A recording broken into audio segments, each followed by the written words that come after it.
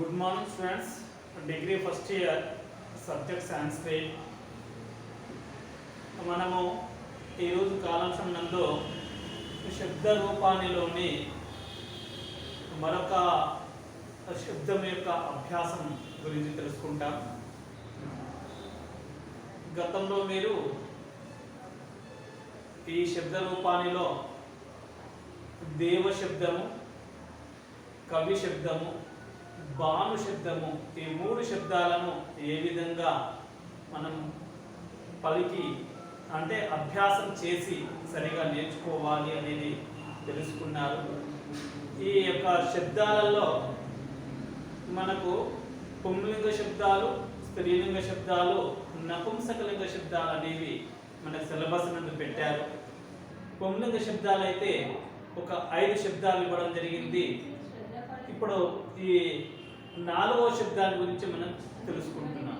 అంటే పుంలింగ శబ్దాలలో 5 నుంచి తప్పనిసరిగా ఒకటి వస్తుంది. అలాగే స్త్రీలింగ శబ్దాలలో మనకు 5 నుండి మరొకటి వస్తుంది.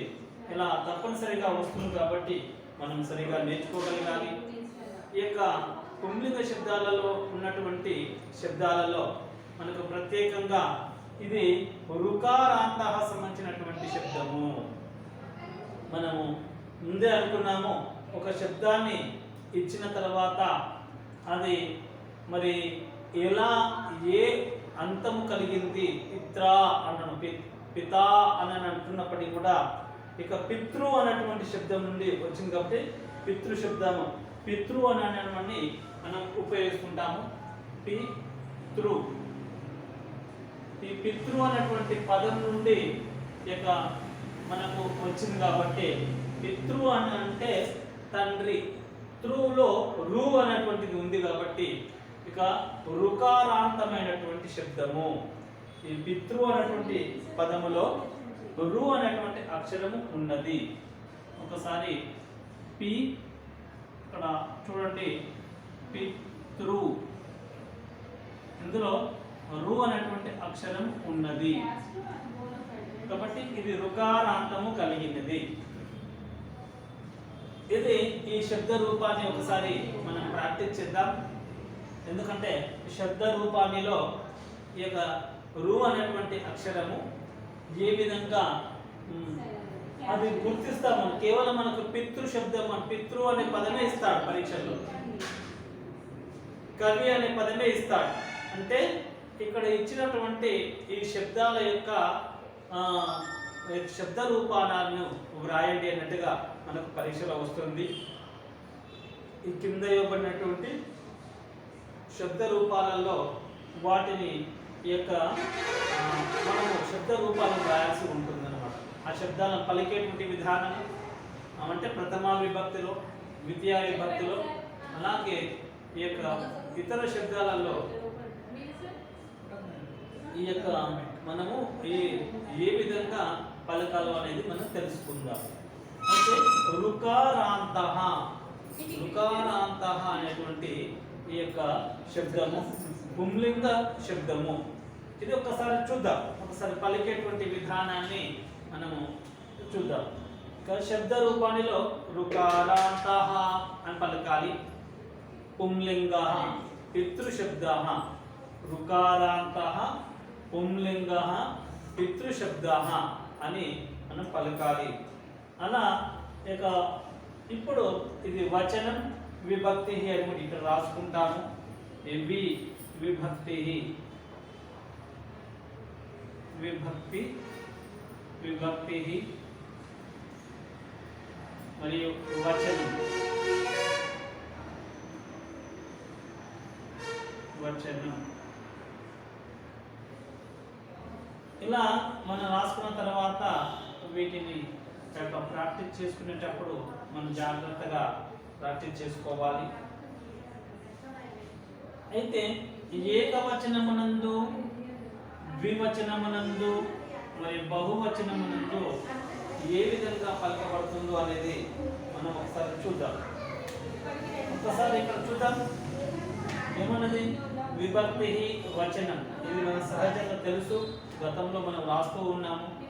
ప్రతి దానికి ఇలా రాస్తూ ఉంటుంటాము. ఇక్కడ ఒక్కసారి గమనిద్దాం.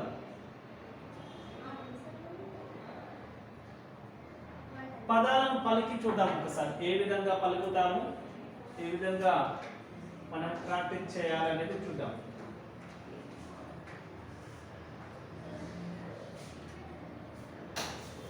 ప్రథమ విభక్తి లో పిత అనేటువంటి రుకారాంతః పుంలింగః పితృశబ్దః అని చెప్తాం.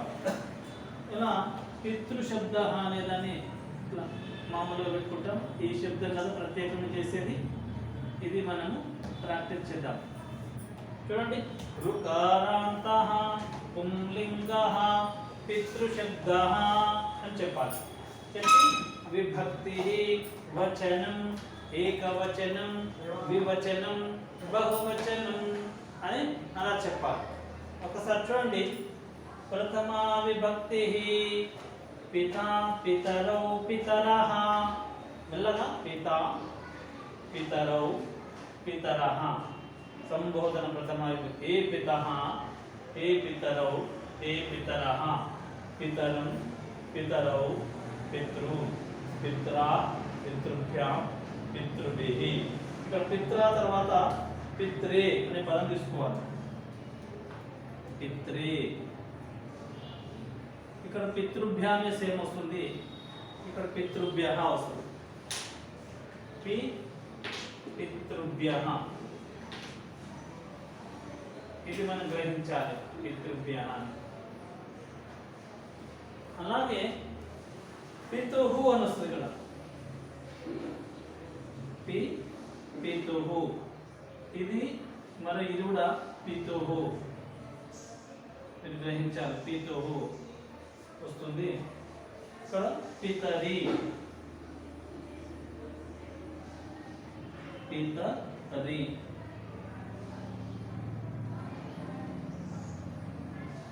ఇక్కడ పితృభ్యాం పితృభ్యాం అని 3 సార్లు వస్తుందని మనం గతంలో తెలుసు. ఇది పితృభ్యః అని సేమ్ వస్తుంది. ఇది గ్రహించాలి. ఇక్కడ పిత్రోహో అని తీసుకోవాలి. పిత్రోహో పంచమి విభక్తి వరకు అయిపోయింది. ఇక్కడ పిత్రోహో పిత్రోహో పిత్రోహో. పితృణాం అని చెప్పాలి. పితృణాం.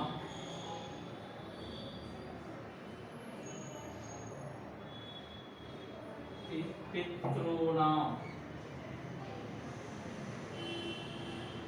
పితృణాం.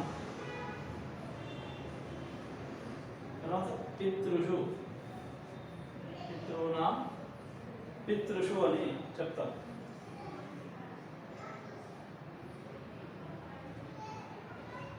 పితృషు.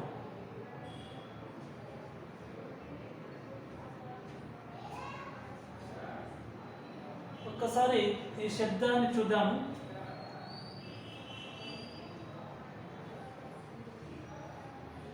ఇలా మనము చెప్తూ ఉన్న సందర్భంలో ఈ యొక్క పలికిన ప్రతి అక్షరం కూడా ఏ విధంగా పలుకుతున్నాము, ఏ విధంగా మనం రాస్తాము అనే దానిపైన ప్రత్యేకంగా దృష్టి పెట్టాలి.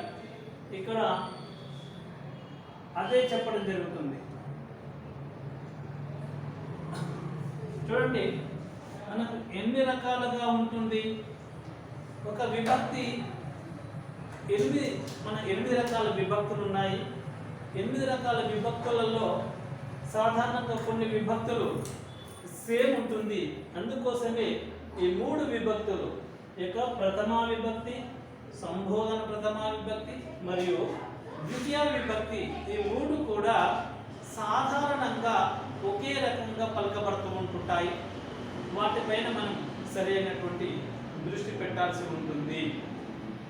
అందుకే మనం పలికేటువంటి సందర్భంలో ఏ విధంగా పలకబడుతుంది, ఏ విధంగా వ్రాయబడుతుంది అనేది మనం గ్రహించాలి.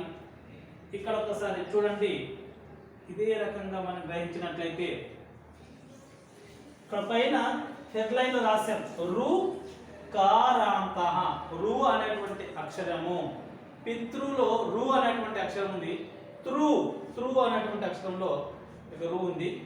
రుకారాంతః పుంలింగః పితృశబ్దః అని చెప్తా. విభక్తి వచనం ఏకవచనం ద్వివచనం బహువచనం ప్రథమ విభక్తి మొత్తం ఇలా చదువుతూ పోతుండాలి.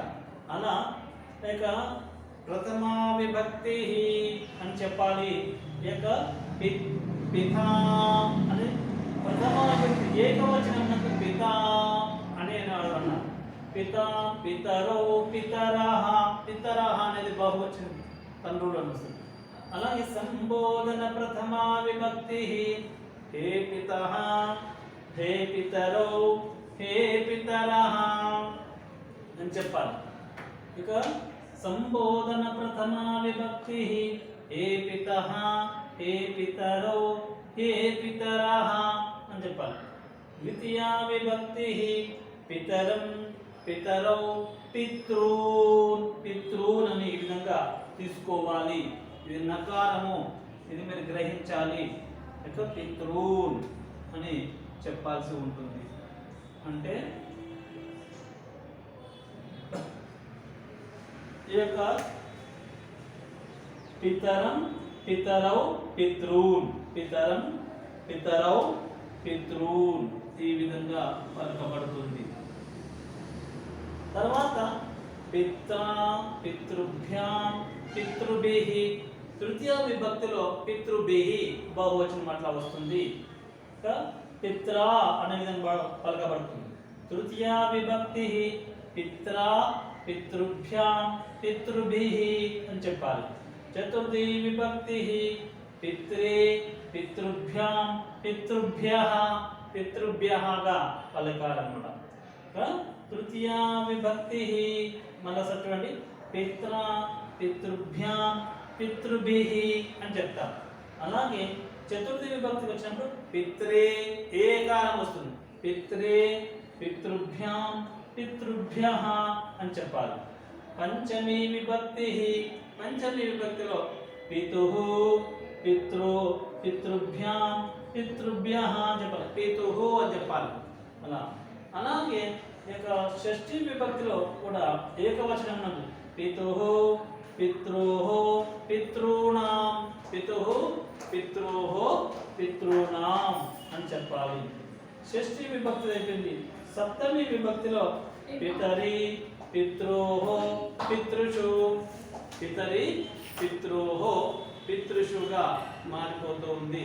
ఇది మనము గ్రహించాలి. షష్ఠి విభక్తిలో పితుః పితృః పితృణాం. ఇక్కడ సప్తమి విభక్తిలో పితరి పితృః పితృషు పితరి పితృః పితృషుగా మారిపోతుంది. ఇలా మనం గ్రహిస్తూ ఉండాలి. ఆ శబ్దాన్ని పలకడం ప్రాక్టీస్ చేయాలి. మనము సాధారణంగా ఒక శబ్దాన్ని ప్రాక్టీస్ చేస్తూ ఉన్నప్పుడు మనకు ఎక్కడైనా ఎలాంటివి ఇబ్బందులు ఎదురవుతుంటాయో మనం గ్రహిస్తూ ఉండాలి. అయితే ఈ శబ్దాన్ని పలికేటప్పుడు సాధారణంగా శబ్ద రూపాన్ని రాయము. ఇక ఈ శబ్ద రూపాన్ని అని చెప్పవలసిన అవసరం ఉండదు. ఇక మొదట ఒక కేవలం శబ్దం ఇస్తారు కాబట్టి ఆ శబ్దం యొక్క చివరి అక్షరము ఏ విధంగా ఉంటుందో దాన్ని బట్టి మనము యొక్క అది అంతము కాగలిగిన శబ్దాన్ని మనం తీసుకోవాలి. అది అంతము కాగలిగినటువంటి శబ్దం తీసుకున్నట్లయితే అప్పుడు మనము సరి అయిన యొక్క పదాన్ని గ్రహించిన వాళ్ళము అవుతామన్నమాట. కాబట్టి రుకారాంతః ఒక్కసారి శబ్దాన్ని చూడండి. మామూలుగా పదాలు పలకడం చూడండి, దాని తర్వాత పలికేటువంటి విధానం చూడండి. మనకు ఒక్కసారి పదాలను చూద్దాం. పితా అని దీర్ఘం వస్తుంది. ప్రథమ విభక్తి ఏకవచనం పితా అని. అదే ప్రథమ విభక్తి ద్వివచనం నందు పితరౌ అనేటువంటి వస్తుంది. పితరౌ ఔ అని వస్తుంది. ఇక ప్రథమ విభక్తి బహువచనం నందు పితరః పితరః వస్తుంది. పితా పితరౌ పితరః అలా వస్తుంది. సంబోధన ప్రథమ విభక్తి నందు హే పితః హే పితరౌ హే పితరః ఆ విధంగా పలకబడుతుంది. మనము ఇది గ్రహించాలి. ముఖ్యంగా ఇక్కడ సంబోధన ప్రథమ విభక్తి నందు హే పితః, హే పితరౌ, హే పితరఃగా మారిపోతుంది. మనకు హే అనేది ఒకటి ప్రత్యేకంగా వస్తుంది, ఇది గమనించాలి. సంబోధనలో ఇక్కడ విసర్గ కూడా ఉన్నది, పైన లేదు, దీర్ఘం ఉంది. ఏ పిత అని అన్నం కాబట్టి ఏకవచనం నందేమో ప్రథమ విభక్తి ఏకవచనం నందేమో పిత అనే దీర్ఘం వచ్చింది, సంబోధనలకు వచ్చేసరికి దీనిలాగా లేదు కాబట్టి హే పితః అని సంబోధిస్తాం, హే పితః అని. అలాగే ఈ యొక్క ద్వివచనం నందు చూడండి పితరౌ, హే పితరౌ. తర్వాత ఈ యొక్క ద్వితీయ విభక్తి కూడా పితరవే వస్తుంది. ఈ పితరౌ ఉంది, ఇక్కడ పితరౌ ఉంది. అంటే శబ్దం అలా ఉండవచ్చు, కానీ ఎప్పుడో ఒకసారి సందర్భాన్ని బట్టి అది ద్వివచనమునందు అంటే ఇక ఇద్దరు ఉద్దేశించి చెప్పేటప్పుడు ఆ ద్వివచనమునందు చెప్పేటువంటిది అలా ఉండడానికి అవకాశం ఉంది.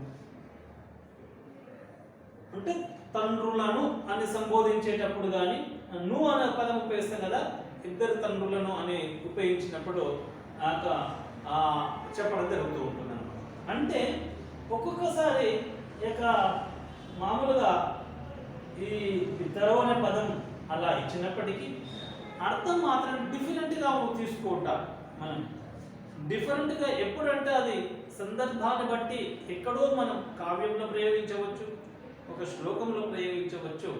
అలా ప్రయోగించేటువంటి విధానం అనేది మనకు భిన్నంగా ఉంటుందని తెలుసుకోవాలి. అలా మనము అందుకోసం ఈ యొక్క శబ్దాల గురించి అవగాహన ఉండాలి. అయ్యో ఇది ఈ విధంగా తీసుకుంటే అర్థం వస్తలేదే అంటే దానికి ఇంకో రూపం ఉండి ఉండవచ్చు, అలా మనం గ్రహించగలగాలి. కాబట్టి ఇక్కడ పితరః, హే పితరః ఈ రెండు ఒకే రకంగా ఉన్నాయి. కాబట్టి అలా ద్వితీయ విభక్తి నందు ఈ పితరం, పితరౌ, పితృన్, పితరం, పితరౌ, పితృన్గా మారిపోతూ ఉంది. ఇది కూడా మనము గ్రహించాలి. అలా ద్వివచనము, ద్వితీయ విభక్తి ద్వివచనం ఎలా ఉంది, బహువచనం ఎలా ఉందో చూసాం. ఇక తృతీయ విభక్తి నందు పిత్రా దీర్ఘం వచ్చేసింది. ఈ విధంగా పిత్రా అనే విధంగా దీర్ఘం వచ్చేసింది మనం గ్రహిస్తాం. పితృభ్యాం, భ్యాం అనేసినప్పుడు ఏ విధంగా పెట్టాలి, పితృభిః, పితృభిః ఆ విధంగా చెప్పాలి. అలాగే ఈ యొక్క చతుర్థి విభక్తిలో ఏకవచనం నందు ఎప్పుడు కూడా ఏకారం వస్తుంది. చతుర్థి విభక్తిలో ఏకారం వస్తుంది. మీరు గతంలో చూశారు, కవి కవిహి అని వచ్చినప్పుడు కవే అని అలా వస్తుంది అనమాట. అంటే కవేహే అని వచ్చింది. అలాగే భానవే చతుర్థి విభక్తి ఏకవచనం నందు ఏకారం వస్తుంది, భానవే అని వచ్చింది. అలాగే కవేహే అని వచ్చింది. అలాగే ఇక్కడ పిత్రే అని వచ్చింది, పిత్రే అనే విధంగా వచ్చింది. అంటే చతుర్థి విభక్తి నందు ఏకవచనంలో ఏకారం మాత్రమే వస్తూ ఉంటుంది. మనం ఇది గ్రహించాలి. అయితే పంచమీ విభక్తిలో మాత్రము పంచమీ విభక్తి ఏకవచనములో మరియు యొక్క షష్ఠీ విభక్తి ఏకవచనంలో కూడా ఇక అదేంటంటే విసర్గం ఉంటుందన్నమాట. పితుహు అనే పదం ఉపయోగిస్తాం.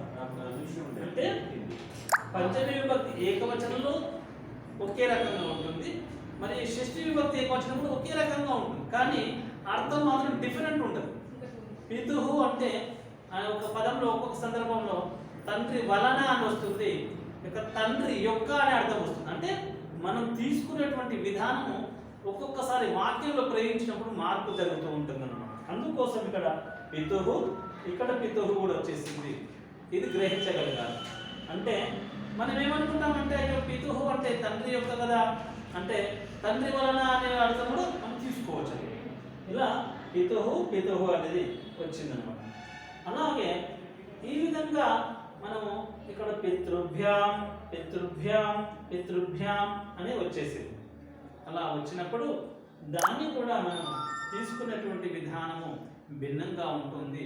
మనం సరిగా అర్థం చేసుకోగలగాలి. అలా అర్థం చేసుకున్నట్లయితే మనం శబ్దము నేర్చుకున్న దానికి ప్రాముఖ్యత మనకు ఉంటుంది. అంటే శబ్దం యొక్క ప్రాముఖ్యత చాలా ఉంది, కానీ దాన్ని యూజ్ చేసుకోవడం అనేది, అంటే అందులో ఉన్నటువంటి ఈ శబ్దాలను ఎందుకు ఏ విధంగా మనం పలకాలి, ఏ విధంగా చెప్పాలి అనేది ప్రాక్టీస్ చేసుకోవడం, అది ఓరల్గా వచ్చిన తర్వాత రిటర్న్గా కూడా రాయడం కోసం ప్రాక్టీస్ చేయడం, ఎప్పుడైనా ఒకసారి వాటిని వాక్యంలో ప్రయోగించడం కూడా మనము అది ప్రాక్టీస్ చేసుకోవాలి. అందుకోసం ఇక్కడ మీకు కొన్ని విషయాలు మీకు పదే పదే చెప్తూ ఉన్నాను. ఎలా మనం దీన్ని అంటాము అంటే విభక్తికి జోడించి శబ్దాలు చెప్పుకుంటున్నాము.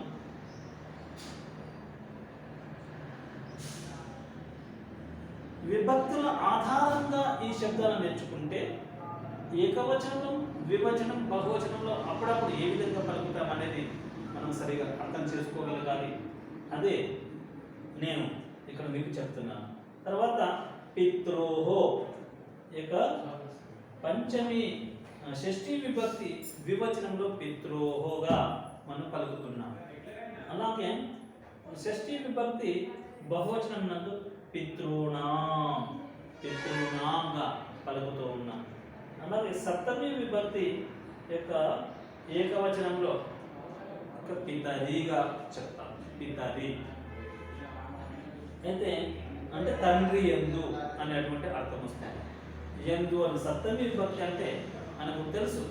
ఎందుకంటే డూమూలు ప్రథమ విభక్తిలో చదువుతున్నప్పుడు ఈ యొక్క సప్తమి విభక్తి నందు యందు లేదా అందు అనే విధంగా అర్థం వస్తుంది. అయితే పితరి అనేటువంటి పదాన్ని తండ్రి యందు అందు అనేది కూడా వస్తుంది. పిత్రోహో అనేది వచ్చింది కదా. ఇక ఈ విధంగా మనము వాటి ఇద్దరు తల్లిదండ్రుల యొక్క ఈ పిత్రోహో పైన వచ్చింది, షష్ఠీ విభక్తి యొక్క ద్వివచనంలో వచ్చింది, సప్తమి యొక్క విభక్తి యొక్క ద్వివచనం కూడా సేమ్ ఉంటుంది. అందుకోసం ఈ పిత్రోహో పిత్రోహో ఉంటుంది. పైనేమో పితృభ్యాం పితృభ్యాం పితృభ్యాం వచ్చింది. కాబట్టి అవి ఉండవచ్చు, ఆ రెండు రకాలుగా ఉన్నప్పటికీ కూడా మనకు తీసుకున్నటువంటిది ఎప్పుడో ఒక్కొక్కసారి తీసుకున్నటువంటి విధానాన్ని మనము సరిగా అర్థం చేసుకోగలగాలి. అలా అందుకోసం సేమ్ ఉన్న వాటిని మనం గ్రహించాలి. ఎక్కడ సేమ్ ఉంటుంది, ఎక్కడ ఏ రకంగా ఉంటుంది అనేది గ్రహించాలి. ఇక్కడ ఒకసారి గమనిద్దాం. ఈ మూడు సేమ్ ఉన్నవి. ఇక ఈ మూడు కూడా ద్వివచనంలో ఈ యొక్క ప్రథమ విభక్తి, సంబోధన ప్రథమ విభక్తి మరియు ఈ యొక్క ద్వితీయ విభక్తిలోని వివచనాలు సేమ్ ఉన్నవి. పితరౌ ఏ పితరౌ పితరౌ ఇది గ్రహించాలి. అలాగే తృతీయ విభక్తి, చతుర్థి విభక్తి, పంచమి విభక్తి సేమ్ ఉన్నవి, ఇవి గ్రహించాలి. ఇక్కడ చూడండి, ఇవి కూడా సేమ్ ఉన్నవి. పితృభ్యాం పితృభ్యాం పితృభ్యాం అని సేమ్ ఉన్నవి, ఇది మీరు గ్రహించగలగాలి. మనము గ్రహిస్తే సరిపోతుంది. అలాగే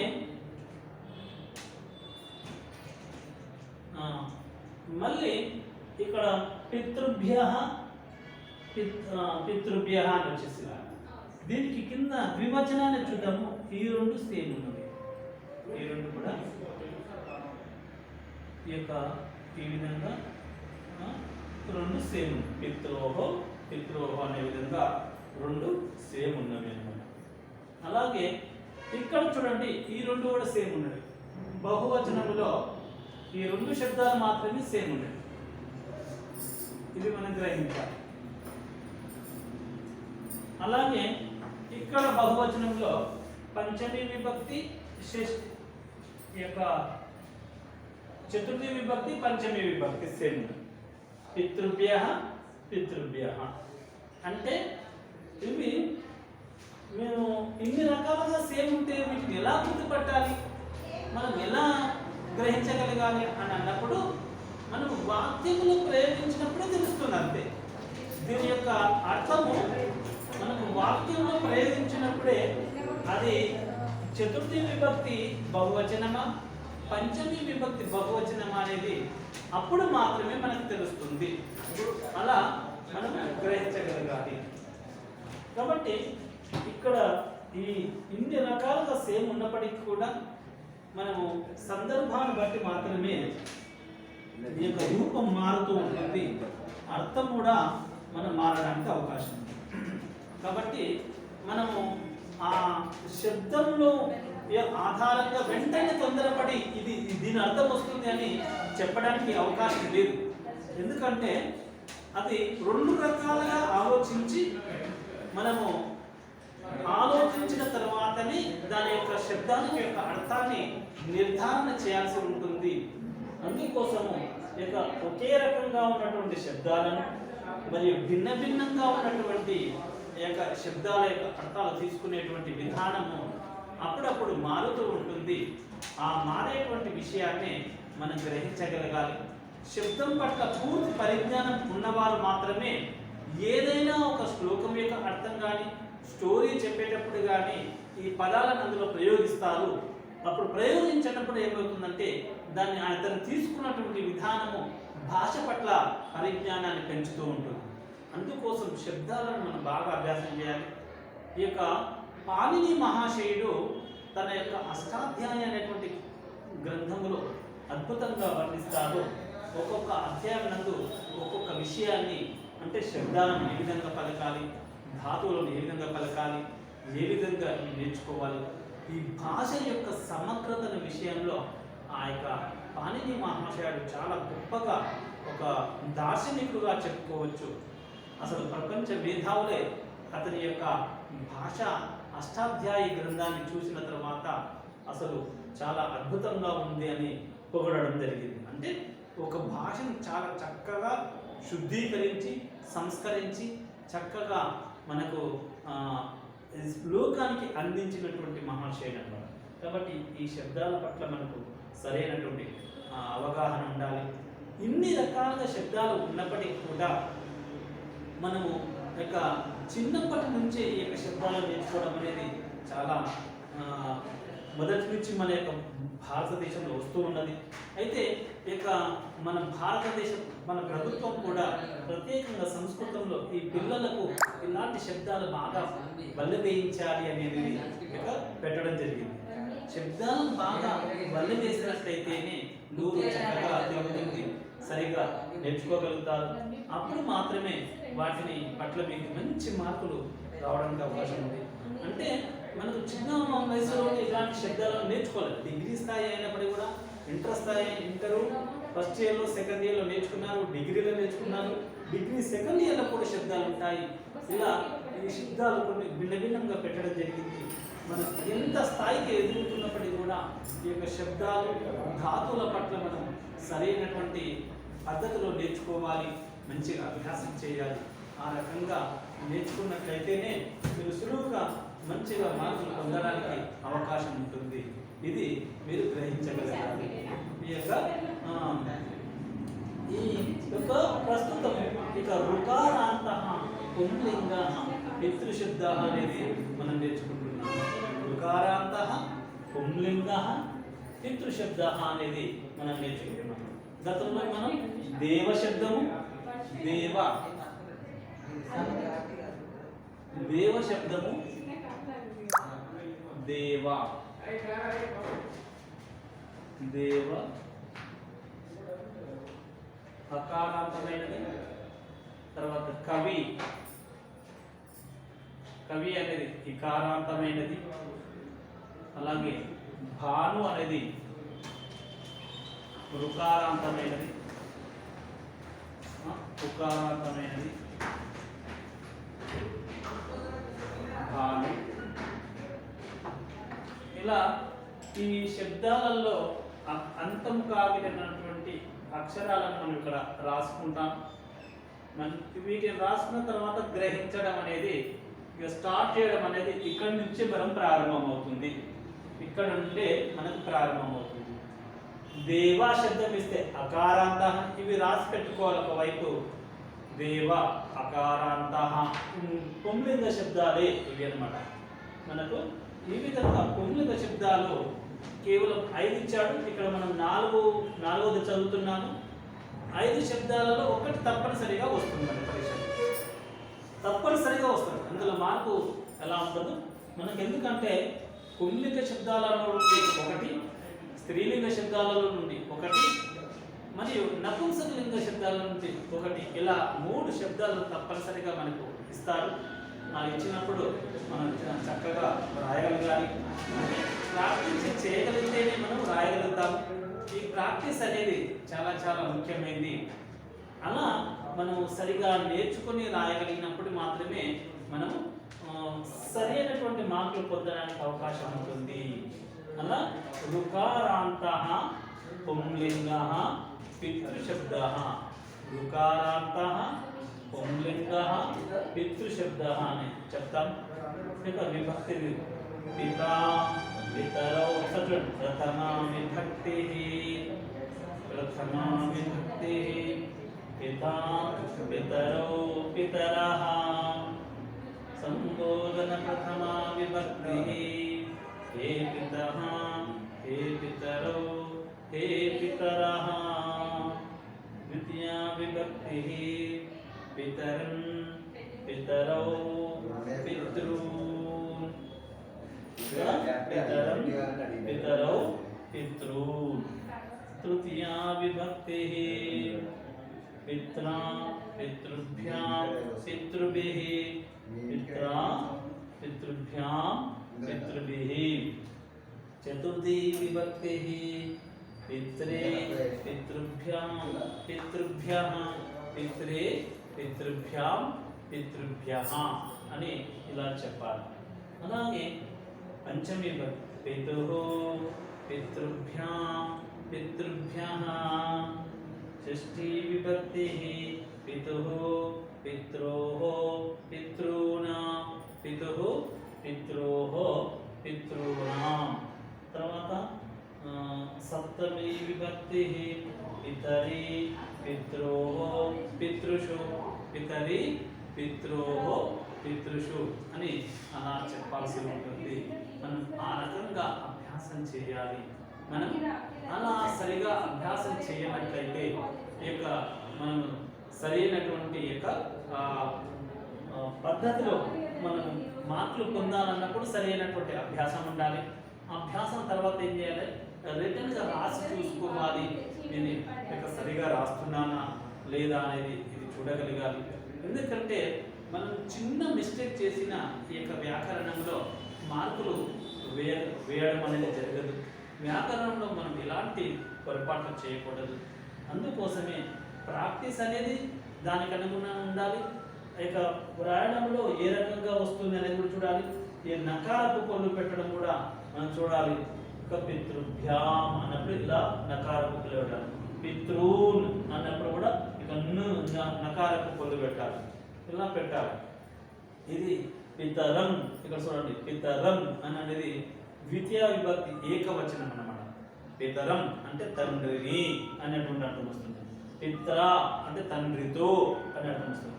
చూడండి, వీటి యొక్క అర్థాలు తీసుకున్నట్లయితే పిత అంటే తండ్రి, హే పిత ఓ తండ్రి అని అర్థం వస్తుంది.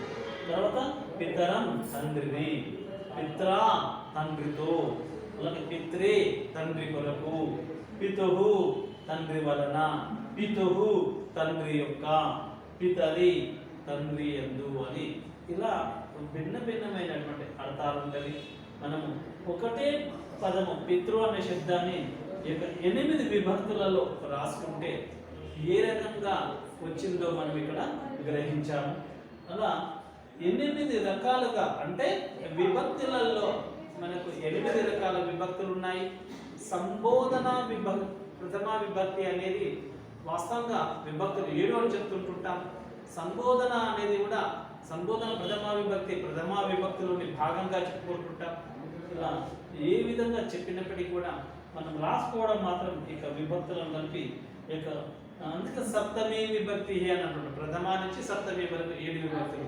సంబోధన ప్రథమ అనేది ప్రథమ విభక్తిలో భాగంగానే మనం గ్రహించినట్లయితే ఆ విధంగా ఉంటుంది. అందుకోసం ఇక శబ్దాలను సరిగా ప్రాక్టీస్ చేయాలి.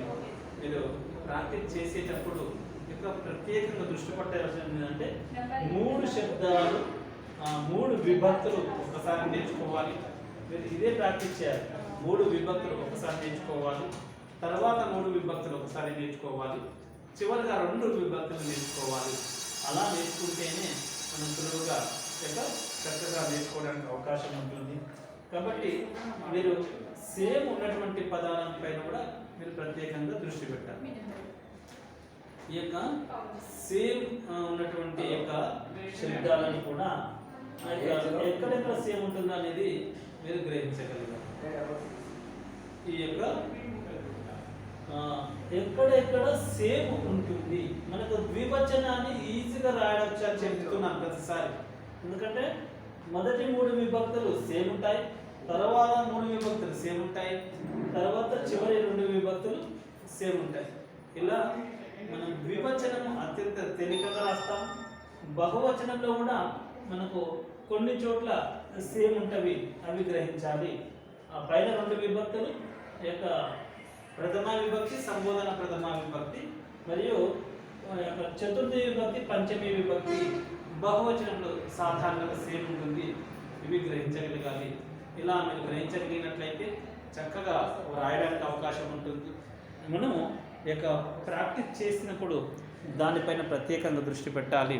ఇక మీకు చివరగా మీకు చెప్పేది ఏమిటంటే, మీకు ప్రత్యేకంగా ఈ యొక్క విభక్తిని ఎలా పలకాలో ఒకసారి చెప్తాను.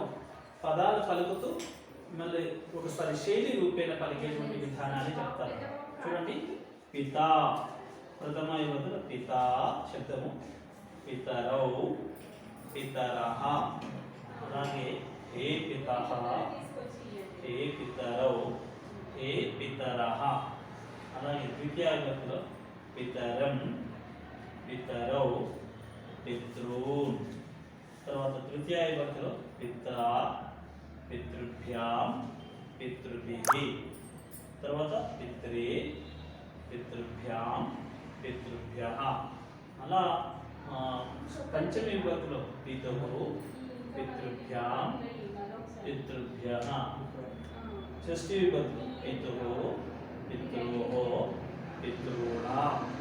అలాగే సప్తమి విభక్తి నుండి పితరి, పితృోః, పితృషు. ఇలా మనము చెప్పుకోవాల్సింది.